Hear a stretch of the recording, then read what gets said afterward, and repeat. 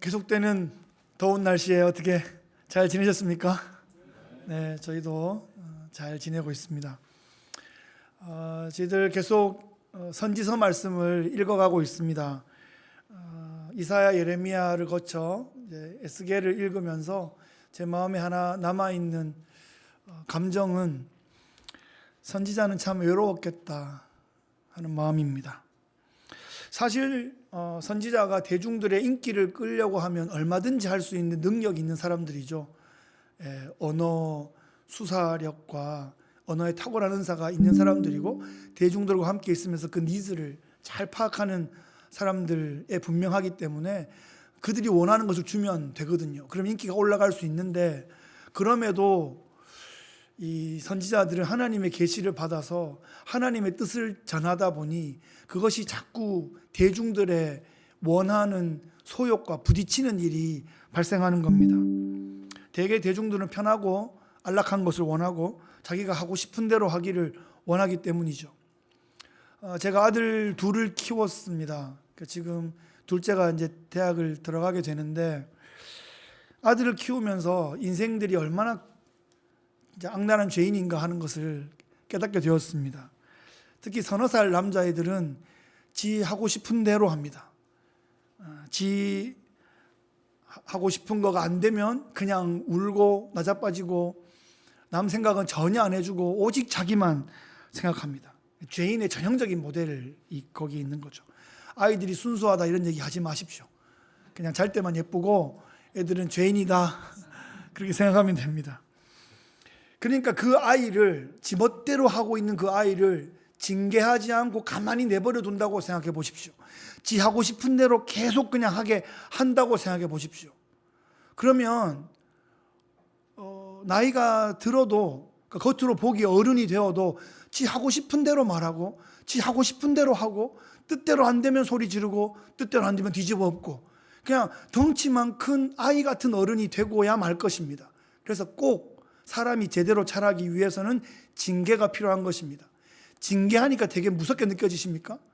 징계는 영어로 하면 그게 징계가 권징이고 권징 이꼬르 디스플린입니다. 훈련이에요. 여러분, 훈련 없이 잘하게 된 게 있습니까? 오늘 이 예배를 섬기는 분들도 우리보다 좀 더 나은 스킬이 있다면 훈련한 거죠. 그것을 연마한 것입니다. 그래서 어떤 기능도 늘 수 있고 우리의 인격도 언어도 그렇게 디스플린 되어서 성숙되어 가는 거죠. 이 선지자가 하나님의 그 징계, 하나님의 디스플린을 전해야 했기 때문에 대중의 니즈와 맞지 않아서 힘든 경우들을 겪었습니다. 이사야는 알아듣지 못할 것을 알고 예언을 했죠. 예레미야는 거부당할 줄을 알고 예언했습니다. 에스겔은 듣든지 아니 듣든지 예언해라 라는 명을 받았습니다. 쉽지 않습니다. 그죠?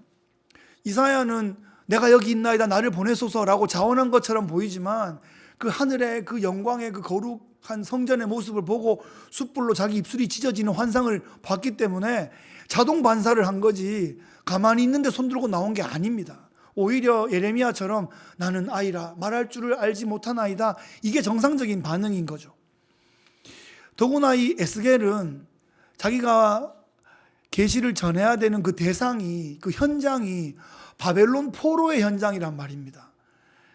이게 쉽지 않습니다. 왜냐하면 이 유프라테스 강 그 강변의 대규모 건설 노동 현장의 강제 노역으로 일하고 있는 거의 노예 같은 사람들한테 하나님의 뜻은 이러하니 됐다 마치하라 막 이래 되지 않겠습니까?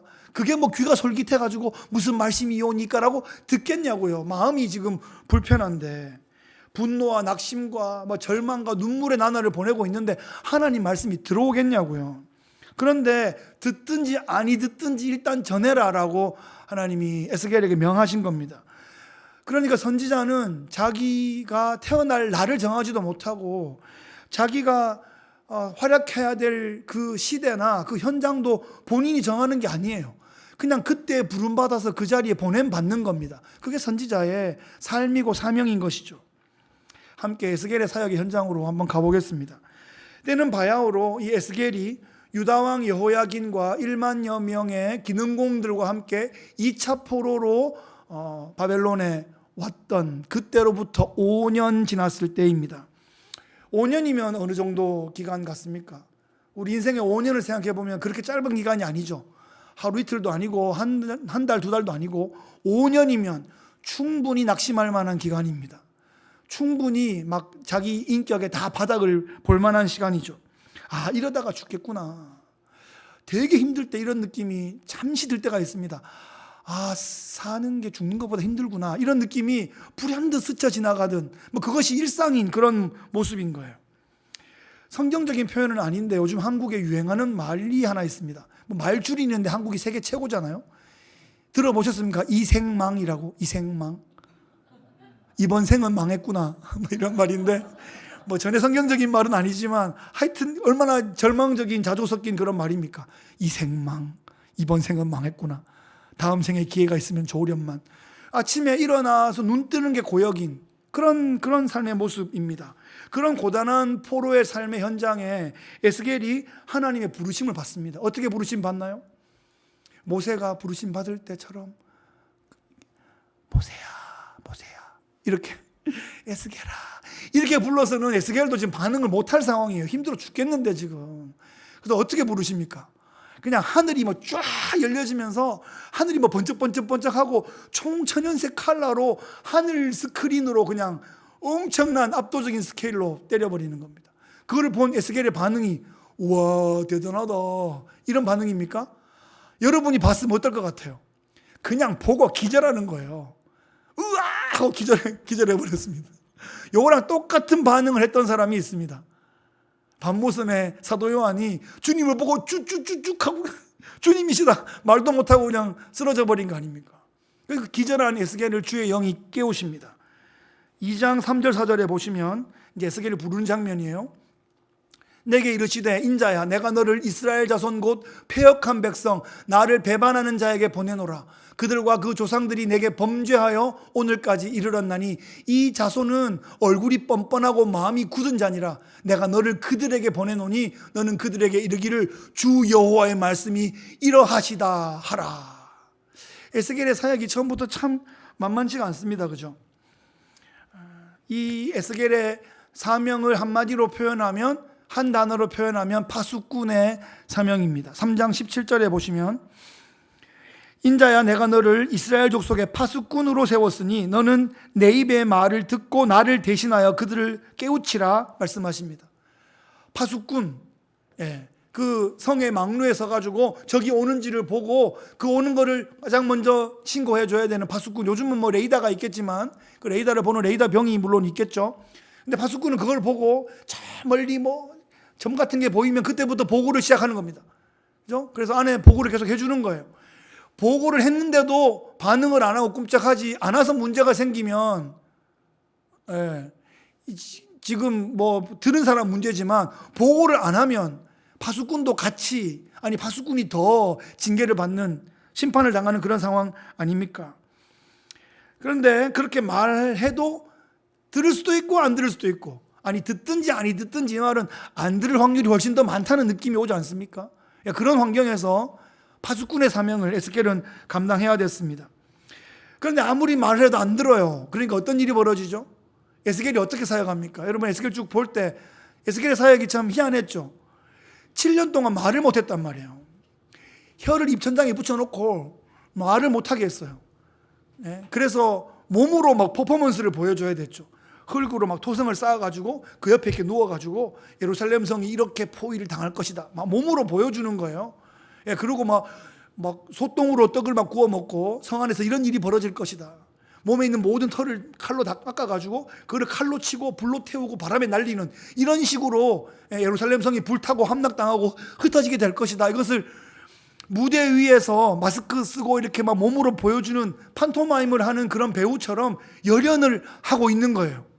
이걸 알아들을까요, 얘들이? 언제쯤 이해할 수 있을까요? 에스겔은 그날을 알 수 없지만 맡은 바 사명에 온몸으로 충성하고 있습니다. 이 지점에서 우리가 예레미야를 다시 한번 기억해 봅시다. 예레미야가 이제 1차, 2차 포로 이후에 3차 포로까지 기간이 2차, 3차 사이가 12년의 기간인데 그 기간 동안 정말 눈물로 예루살렘 성 안에서 예언했습니다. 근데 그때 예루살렘 성 안에 전해진 예레미야의 그 하나님으로부터의 신탁은 도망쳐라, 싸워라, 공격해라 이런 게 아니고 항복해라, 끌려가라 이런 예언인 거예요. 그거 정말 듣기 싫잖아요. 자존심이 세계상에서 제일 센 그 예루살렘 사람들이 그거 참 그죠?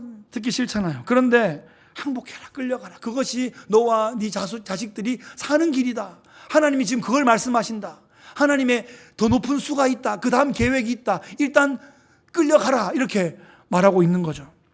그런데 그 성 안에는 아수르를 그렇게 물리쳤던 것처럼 바벨론도 우리가 물리치고 몇 년 안에 회복될 것이다 라는 헛된 그 망상 같은 게 헛 예언이 안에 횡행하고 있었습니다. 그러면서 이 예레미야는 암살의 위협을 당했죠. 그때 이 예레미야가 편지를 포로민들에게 써서 보냅니다. 그 포로의 땅에서 에스겔이 예레미야의 편지를 받는 거예요. 예레미야 19장 11절부터 14절까지 내용을 한번 요약해 보면 이렇습니다. 남유다, 너희를 향한 나의 생각은 재앙이 아니라 평안이다. 너희 장래에 소망을 주려는 것이다. 70년간 너희가 바벨론에서 다시 나를 찾고 기도하며 제사장 나라 거룩한 시민으로 거듭나면 내가 다시 너희를 만날 것이고 바벨론으로부터 너희를 다시 예루살렘으로 인도하여 내겠다 라는 예레미야의 편지가 예루살렘으로부터 포로의 땅에 전해진 것입니다. 2년이 아니라 70년이란 말이에요. 광야 40년 정도가 아니라 그거의 거의 2배가 되는 70년이다라는 게 주어졌습니다. 그러면서 너희들이 잘 준비되면 제사장 나라가 다시 되게 하겠다라는 말씀을 하시는 거예요. 이 제사장 나라라는 개념이 처음 언제 나왔죠? 출애굽 백성들에게 시내산에서 처음 나왔습니다. 출애굽기 19장 5절 6절 보시면 그 시내산에 출애굽 백성들에게 세계가 다 내게 속하였나니 너희가 내 말을 잘 듣고 내 언약을 지키면 너희는 모든 민족 중에 내 소유가 되겠고 너희가 내게 대하여 제사장 나라가 되며 거룩한 백성이 되리라. 너는 이 말을 이스라엘 자손에게 전할지니라. 아멘. 이스라엘 백성들이 애굽의 노예 공동체에서 하나님의 명품 민족 제사장 나라로 지금 준비시키는 그 프로세스가 시내산 아래에서 시작되게 된 것입니다. 자기들의 목숨만 겨우 부지하는 정도가 아니라 열방을 하나님께로 인도하는 그 중보적 공동체 제사장 나라로 이스라엘이 부름받게 된 것입니다. 그런데 그들이 준비가 안 되어 있어요. 그들이 준비가 안 되어 있다는 것을 확인하는 두 가지 사건이 있었습니다. 모세가 하나님 뵈러 시내산에 올라갔던 그 40일 동안 그 밑에서 형 아론하고 어떻게 사바사바 해가지고 금부치를 다 가지고 와서 황금 송아지를 만들었습니다. 그 황금 송아지는 애굽에서 가장 유명한 그 멤피스의 가장 유명한 그 우상의 모습인데 그 자기들 안에서 그 우상의 모양을 만들어 놓고 이 모습이 우리를 인도한 여호와다 이렇게 하는 일이 발생하게 된 겁니다. 1년 뒤에 가데스 바네아에서 이제 들어가면 되는데 바로 그 땅에서도 우리 못 들어간다. 저들은 거인이고 우리는 메뚜기다. 그러면서 모세 아론 물리치고 새로운 장관을 뽑아서 다시 애굽으로 돌아가자. 이런 일이 발생하게 되죠. 그것 때문에 하나님께서 광야에서 40년 동안 세대를 바꾸셔야 했습니다. 그런데 지금 바벨론에 있는 포로 백성들은 40년으로도 부족한 거예요. 70년이 필요한 거예요. 왜냐하면 아무것도 모르고 그냥 노예로만 있다가 훈련받는 정도가 아니라 이 바벨론 포로 백성들은 왕정도 경험하고 지금 이 아수르 바벨론 이런 제국들도 막 경험하고 있기 때문에 그거를 그 묵은 때를 빼는 데 시간이 더 걸리는 겁니다. 더 빡센 훈련 프로그램이 필요하고 더 긴 기간이 필요하게 생겼습니다. 자, 이 예루살렘의 예레미야가 바벨론의 에스겔에게 편지를 보내고 에스겔이 그 편지를 대독해 주면서 그 뜻을 풀어주면서 하나님의 뜻을 전합니다. 자, 이제 우리는 70년 동안 훈련받아야 한다. 70년이 지나면 하나님이 우리를 예루살렘으로 다시 돌이킬 것이다. 그런데 그 말이 포로민들에게 안 들리는 겁니다. 그런데 7년이 지난 어느 날 이런 소식이 들립니다. 에스겔 33장 21절로 22절 말씀에 우리가 사로잡힌 지 12회째 열째 달 5째 날에, 이게 에스겔의 특징이죠. 날짜를 정확하게 기록합니다. 예루살렘에서 도망하여 온 자가 내게 나와 말하기를 그 성이 함락되었다 하였는데, 그 도망한 자가 내게 나오기 전날 저녁에 여호와의 손이 내게 임하여 내 입을 여시더니 다음 아침 그 사람이 내게 나올 그때에 내 입이 열리기로 내가 다시는 잠잠하지 아니하였노라. 2차 포로 12년 만에, 에스겔의 사역 7년 만에 드디어 예루살렘이 함락되게 되었고, 7년 동안 벙어리 훈련하던 에스겔이 입이 열리고 이제 봤지? 이렇게 된다 그랬잖아 라고 이제 선포하게 된 것입니다. 내가 70년이라 그랬잖아요.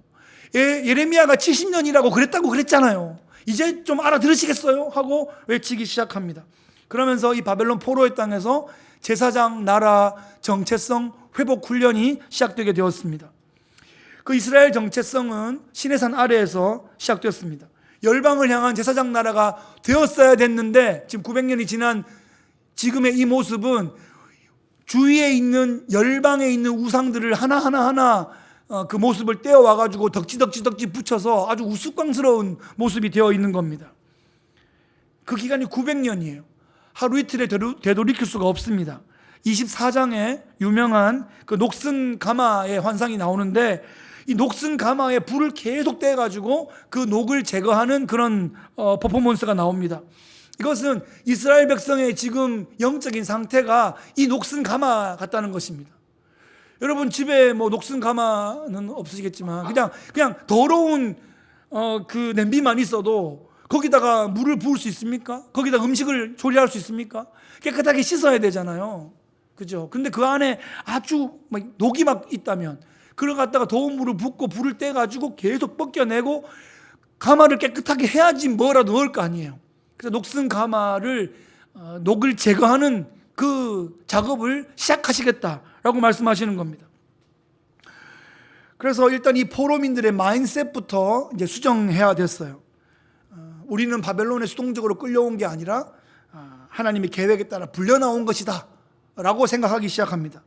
그러면서 이 바벨론의 정책이 많은 나라에 있는 사람들을 제국으로 끌어와서 거기서 훈련시키고 일시키고 제국을 막 키워가기 시작했는데, 그래서 많은 민족들과 구별하기 위해서 유대에서 끌고 온 사람들을 유대인이라고 불렀단 말이에요. 이 유대인들이 거기에서 마인셋을 수정하고 하나님 나라 그 제사장 나라의 정체성 훈련을 다시 시작하자. 어떤 일이 벌어졌냐?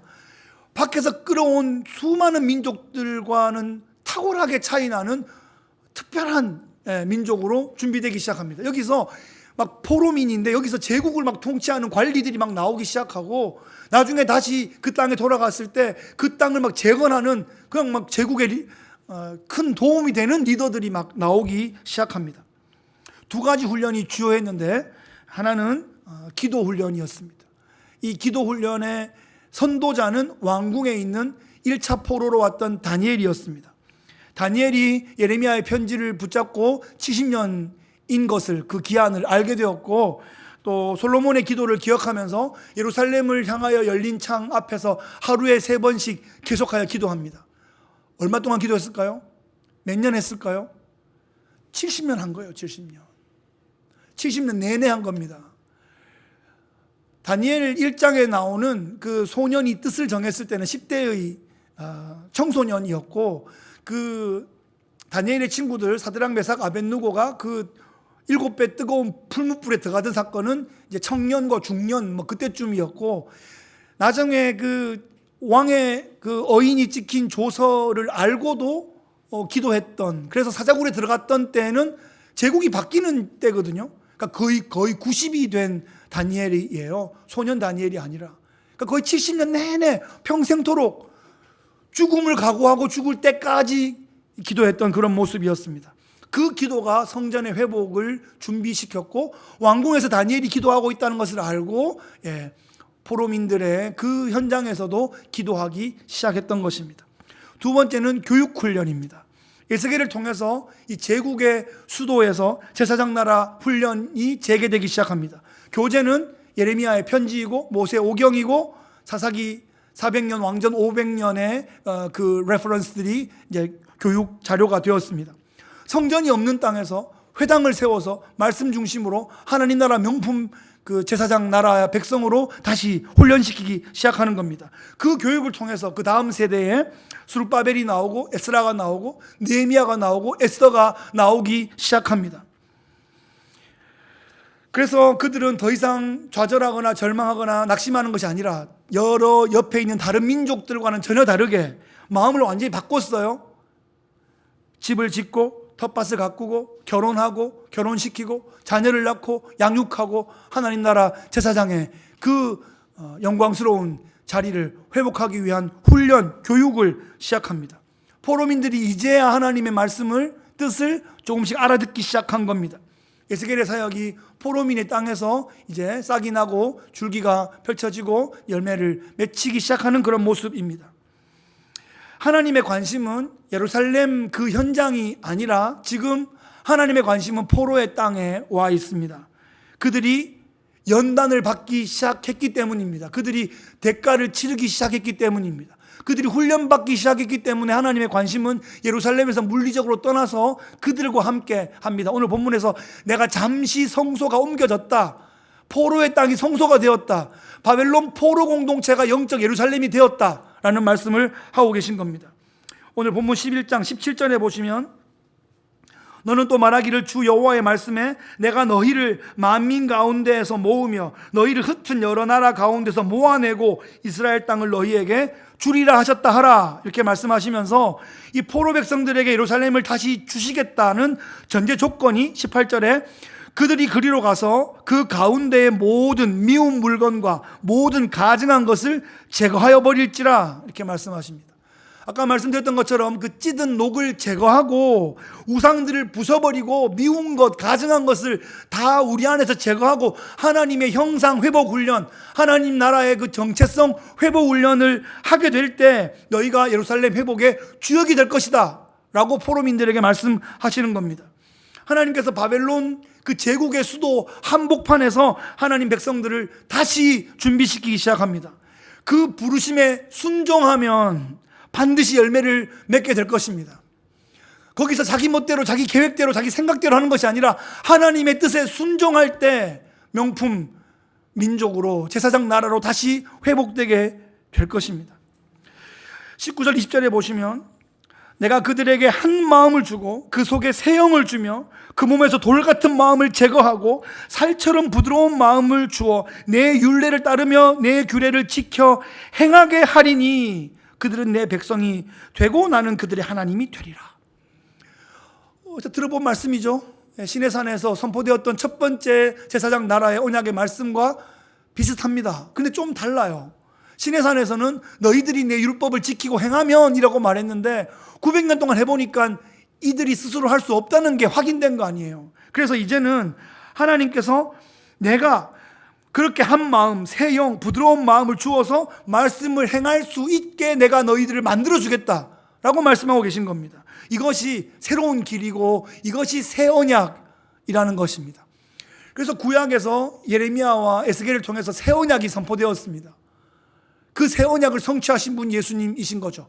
그래서 당대에 어느 정도는 맛보았는데 이 당대의 성취를 넘어서는 더 확실한, 더 원대한 성취이기 때문에 그것을 이루시는 분이 메시아이신 것을 우리가 확인하게 되는 겁니다. 그들은 그 약속을 받았는데 그 약속의 열매까지 얻지는 못했어요.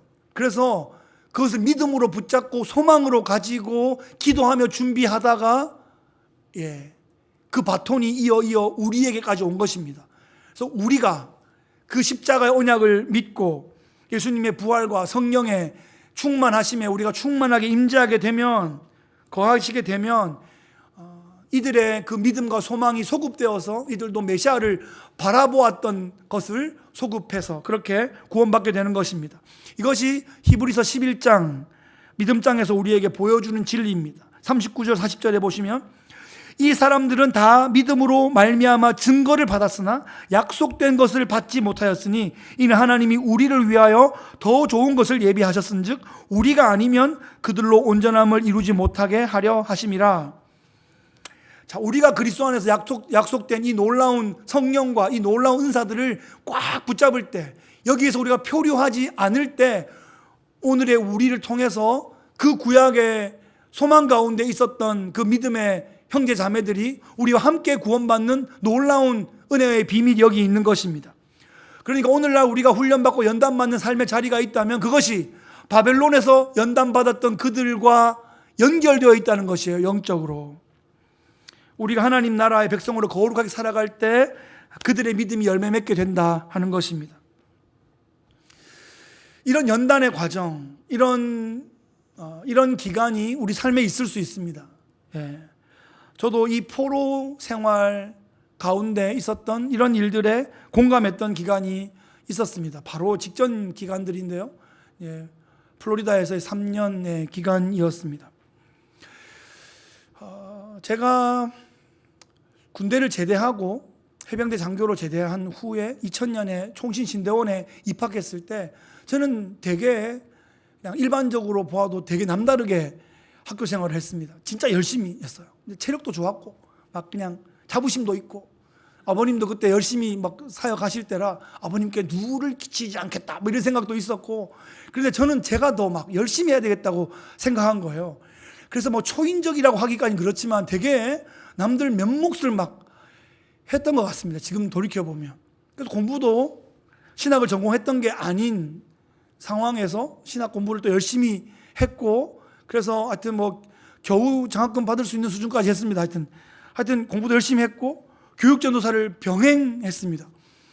그것도 이제 청년 생활은 열심히 했지만 교육전도사는 또 다른 모습인데 일단 그것도 과감하게 1학년 때부터 이제 시작을 했고, 그보다 제가 좀 뭐 내세운다고 하긴 그렇고 그래도 말할 수 있는 것은 동아리를 3개를 했다는 거예요. 동아리를. 이 동아리를 여러분 대학교 가면 서클들이 있는데 그걸 참여할 수 있죠. 뭐 재미로도 갈 수 있고 발만 담가볼 수도 있고 사람들 만나기 좋기도 한데, 그냥 발만 담근 게 아니라 이 3개를 열심히 한 거예요. 저는 필요에 따라서 그냥 열심히 했는데 1년 딱 했더니 그 3 모임 전체에서 저한테 총무를 해달라 이런 제안이 온 거예요. 그 나이 어리고 제일 열심히 하면 보통 총무 시키잖아요. 그래서 제가 총무의 은사가 있구나 이런 생각을 했는데 그중에 이제 하나를 선택해서 제가 총무를 했습니다만, 그러면서 이제 교회 중고등부 전도사 하면서 또 첫 주부터 성가대 지휘하라 그래서 성가대 지휘도 같이 하고, 음악을 전공한 게 전혀 아니지만 해병대 정신으로 그냥 했어요. 그냥 막 휘저어가면서 막 하고 막 메시아도 막 하고 말이죠. 핸델의 메시아 그냥 귀에 꽂고 한 200번 듣고 그냥 외워서 그냥 막 했어요. 막 이렇게 막 한 거예요. 그냥 지금 생각하면 와 무슨 용기였냐 싶은데 그때는 그냥 해야 되는 줄 알고 막 한 거예요. 그리고 뭐 사찰 집사님이 살다가 너무 쥐가 나오고 힘들어가 나가신 그 교회 사찰관에서 그냥 자면서 그냥 교회에서 장학금 받고 그냥 사례 받고 그래서 자립경제하면서 그냥 산 거예요. 그냥 유학을 와서도 그냥 뭐 원우회장하고 뭐 학교 회장하고 막 그냥 막 한 거예요. 그냥 뭐 조교하고 뭐 입학 담당 조교하고 막 그냥 막 열심히 그러면서 또 뭐 3시간 반 거리에 있는 교회 4년 동안 또 주말마다 가면서 또 이렇게 파타임 사역도 계속하고, 그러다가 이제 뉴저지 초대교회 가게 됐죠. 그러면서 이제 풀타임 교육자가 되었으니 조금씩 지원해 주던 지원도 다 끊고 이제 재정도 독립하겠습니다. 막 그러면서 독립도 막 하고 말이죠. 영커플 사역의 부흥도 경험하고 교회 뭐 바이블 아카데미 제자 훈련 뭐 여러 사역들을 막 잘 감당했는데, 그러다가 이제 담임 목사님이 갑자기 떠나셨어요. 교육자들이 막 바뀌기 시작해요. 근데 바뀌는 게 타타타탁 안 바뀌잖아요. 그래서 교육자가 막 부족해. 그러면 그 두 몫을 막 하는 거예요. 집에 막 안 들어갔어요. 못 들어갔어요. 막 그냥 그러다가 팬데믹이 왔고 플로리다에 가 있네요. 그런 일이 생긴 거예요. 원래 처음부터 계획한 게 아니었어요. 근데 어떻게 하다 보니까 하나님께서 막 몰아가신다는 느낌이 들 정도로 플로리다에 탁 와 있게 됐습니다. 그 와중에 아버님 은퇴하셨고 암 투병 7년 동안 하셨고 모교회와의 공식적인 후원 관계는 처음부터 단절이 되었습니다. 플로리다에서 경상도 말로 진짜 낙동강 오리알이 된 것 같았습니다. 이삿짐이 다 정리되는 6개월 넘게 걸렸어요. 그냥 이삿짐이 막 쌓여 있어. 근데 플로리다가 선샤인 스테이트 아니에요. 비가 쫙 왔다가 해가 쫙 나니까 하늘에 막 무지개가 쫙 걸리는데, 야, 노아가 봤을까 싶은 무지개가 걸려 있는 거예요. 그 짐들 사이에서 그 무지개를 보는데 되게 이게 뭐 아이러니한 거예요. 야, 어떤 느낌이었냐면 너무나 환상적인 경치의 유배지 같은 느낌 있죠. 막 그런 느낌이 막 들었어요. 우여곡절 끝에 개척이 되었는데 막 소리 지르더니 반이 나갔어요. 그러다가 그 반이 채워지고 또 2배쯤 늘었거든요. 그래서 막 소리 지르더니 반이 나갔어요.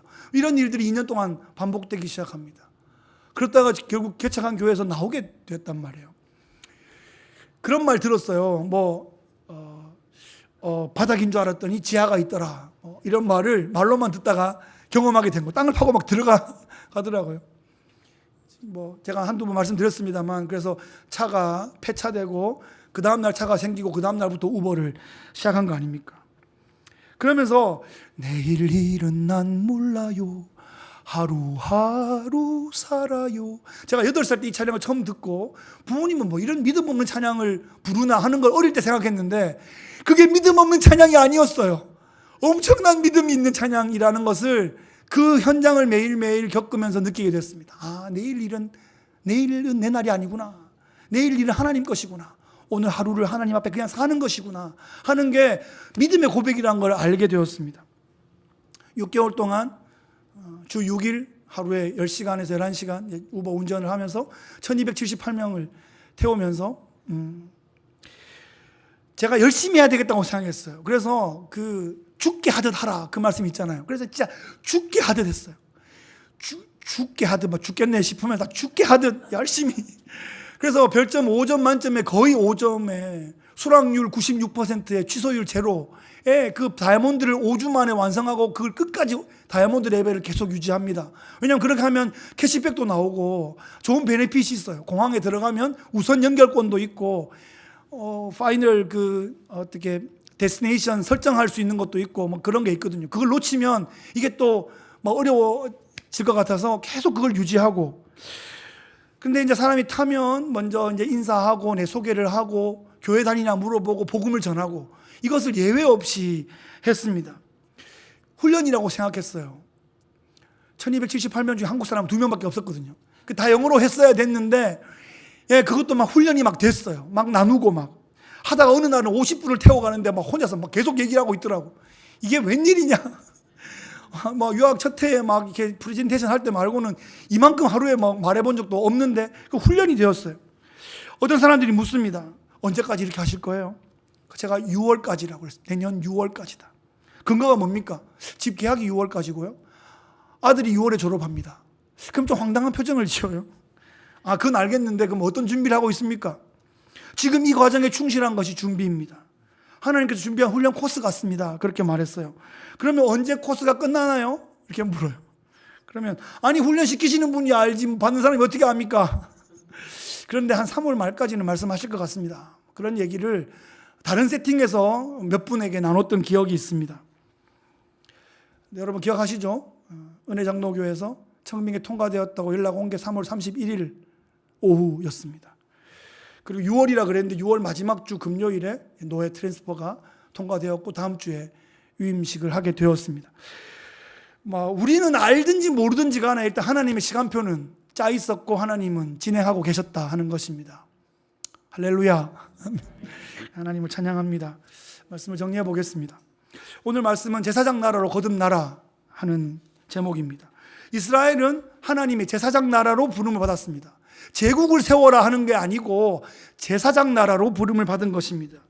그래서 하나님을 위해서, 하나님의 영광을 위해서, 하나님의 계획을 위해서 그 사명을 이루어 드려야 했습니다. 그런데 이스라엘이 실패합니다. 계속 도망칩니다. 방황합니다. 그런데 하나님은 포기하지 않으시고 그들에게 경고하시고 징계하시고 추적하시고 데려다 놓으십니다. 하나님 나라, 제사장 나라의 수준으로 올려놓으시는 거예요. 이것이 구약 역사의 핵심적인 스토리 라인입니다. 하나님은 실패하지 않으시는데 무대에 있는 사람들은 계속 인앤아웃을 반복하고 있는 그런 모습이죠. 그러면서 우리 실력이나 우리 능력으로는 구원받을 수 없구나 하는 것을 증명하는 역할을 그들이 했습니다.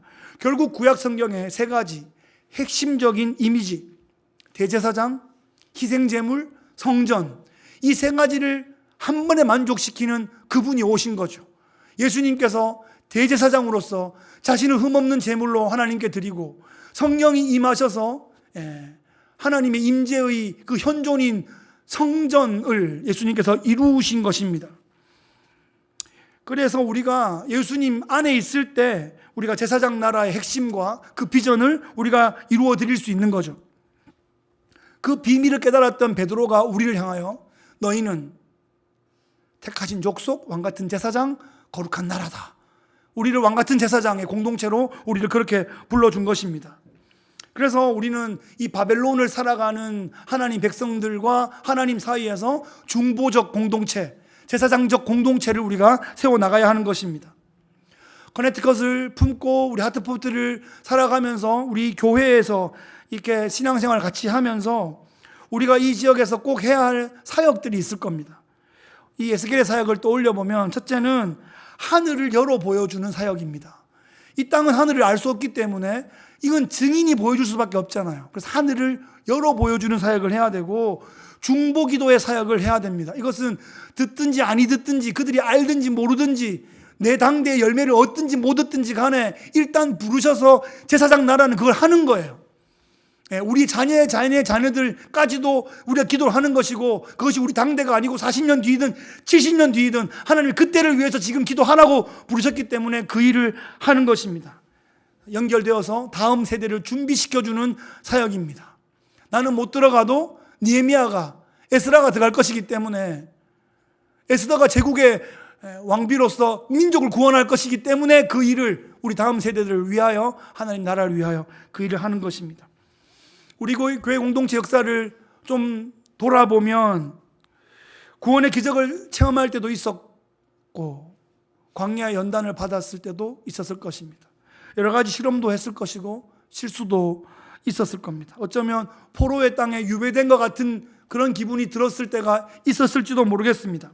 하지만 하나님은 섭리 가운데 당신의 백성들을 연단하셔서 극상품 포도나무로, 극상품 무화과나무로 다시 개선시켜 주시는 겁니다. 다시 회복시켜 주시는 겁니다. 그게 아버지의 마음이라는 말이에요. 우리가 영적인 훈련과 연단을 잘 받고 다음 무대를 위해 잘 준비하는 것이 필요합니다. 그러면 이 기간은 얼마든지 압축적으로 우리에게 제시될 수 있는 거죠. 우리에게 있는 모든 자원들이 하나님 나라 선교적 자원으로 쓰임받기를 바랍니다. 내가 다 못 쓰고 가는 게 아까운 게 아니라 하나님 나라를 위해 아낌없이 쓰고 가는 삶을 지향하게 될 것입니다.